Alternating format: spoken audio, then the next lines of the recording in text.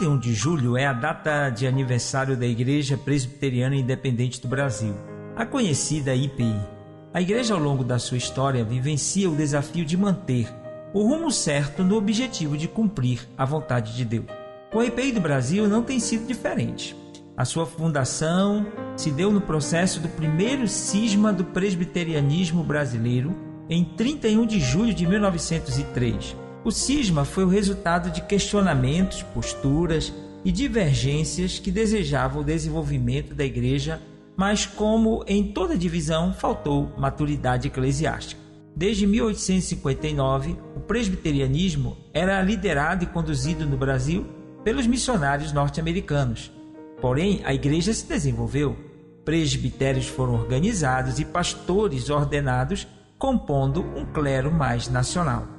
Ao lermos toda a dinâmica da polêmica do cisma em O Estandarte, parece-nos que a questão mais importante foram as diferenças em torno das ideias antimaçônicas por parte de um grupo de pastores nacionais presbiterianos. Porém, o fator relevante que gerou intolerância dentro da igreja presbiteriana foi a questão do poder político interno na denominação.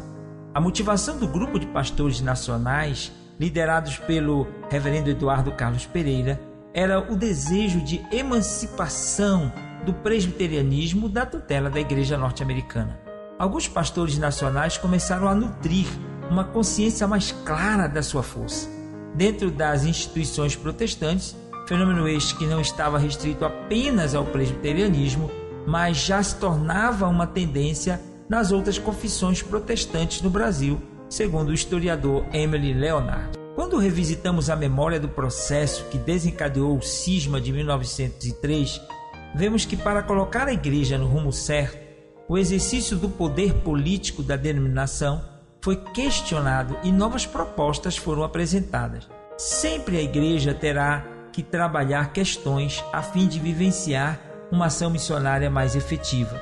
Hoje, os desafios de nosso tempo exigem uma resposta da igreja fundamentada nos princípios do reino de Deus. Isto requer maturidade para enfrentar os desafios de nossa época, maturidade para uma postura inclusiva diante da diversidade e pluralidade, maturidade para contextualizar a mensagem de Jesus ao nosso povo, sem perder a essência libertadora e redentora do Evangelho.